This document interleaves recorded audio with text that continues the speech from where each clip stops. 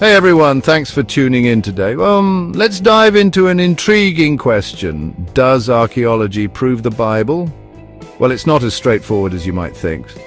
Archaeology is a fascinating field. It uncovers historical artifacts and remnants of past civilizations. But here's the kicker. Archaeology itself doesn't take sides. It doesn't have an agenda. It's just a tool that reveals physical evidence from the past. What about? The real question is, how do archaeologists interpret these discoveries? And this, my friends, is where it gets interesting. You see, the interpretation of archaeological finds depends greatly on the beliefs and perspectives of the archaeologists themselves. For instance, someone with a secular viewpoint might interpret a discovery differently than someone with a biblical perspective. This is why you'll often hear conflicting conclusions about the same piece of evidence. Take Israel Finkelstein's chronology, for example.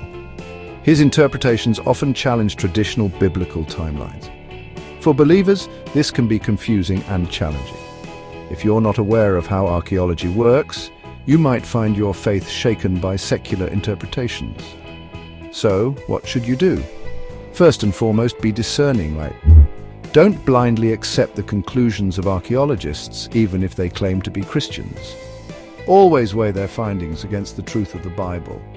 Remember, archaeology can only truly support the Bible when its practitioners are honest and unbiased. Unfortunately, not all archaeologists fit this description. Many allow their personal beliefs to cloud their interpretations.